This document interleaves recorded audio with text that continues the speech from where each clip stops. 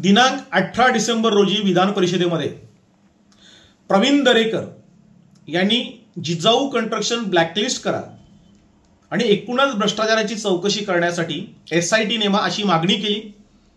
बांधकाम मंत्री रवींद्र चव्हाण यांनी ती मागणी मान्यही केली।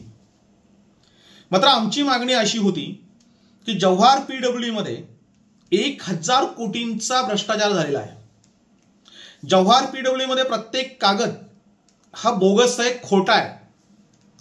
खोटे दस्तऐवज तयार करून शासनाची लुटमार केलेली आहे आणि 1000 कोटी ठेकेदार आणि अधिकारी यांनी संगनमत करून लुटलेले आहेत।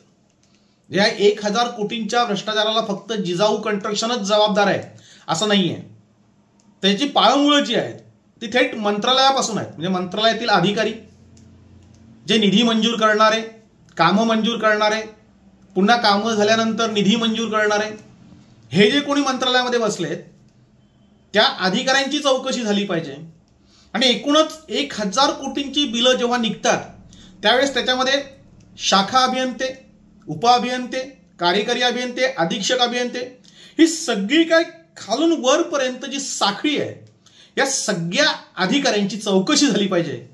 जव्हार PWD मधले 7 मोठे ठेकेदार आणि 5 शाखा अभियंते म्हणजे 2010 ते 2023 पर्यंत 13 वर्षामध्ये जो काही 1000 कोटींचा भ्रष्टाचार झालेला आहे या सगळ्या भ्रष्टाचाराची चौकशी करण्यासाठी म्हणजे 13 वर्षाची चौकशी करण्यासाठी शासनाने पूर्णतः जव्हार PWDतल्या आर्थिक व्यवहारांची चौकशी करण्यासाठी SIT नेमावी। म्हणजे फक्त एक जिजाऊ कन्स्ट्रक्शन यांचा व्यवहार तपासण्यासाठी त्यांनी केलेला काही जो गैरव्यवहार असेल तो तपासण्यासाठी आता SITची नेमणूक होते।